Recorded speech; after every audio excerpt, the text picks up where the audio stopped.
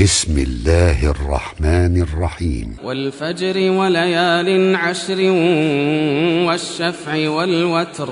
والليل إذا يسر هل في ذلك قسم لذي حجر ألم تر كيف فعل ربك بعاد إرم ذات العماد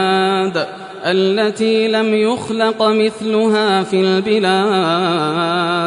وثمود الذين جابوا الصخر بالواد وفرعون ذي الأوتاد الذين طغوا في البلاد فأكثروا فيها الفساد فصب عليهم ربك سوط عذاب إن ربك لبالمرصاد فأما الإنسان إذا ما ابتلاه ربه فأكرمه ونعمه فيقول ربي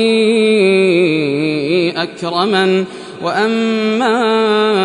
إذا ما ابتلاه فقدر عليه رزقه فيقول ربي أهانن كلا بل لا تكرمون اليتيم ولا تحاضون على طعام المسكين وتأكلون التراث أكلا لما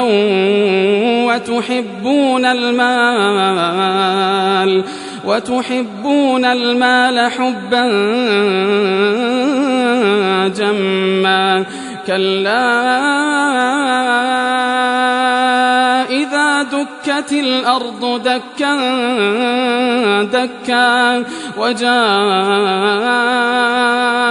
ربك والملك صفا صفا وجيء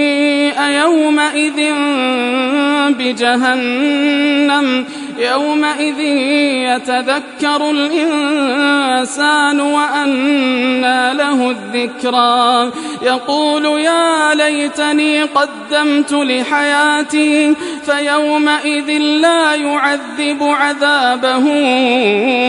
أحد ولا يوثق وثاقه أحد يا أيتها النفس المطمئنة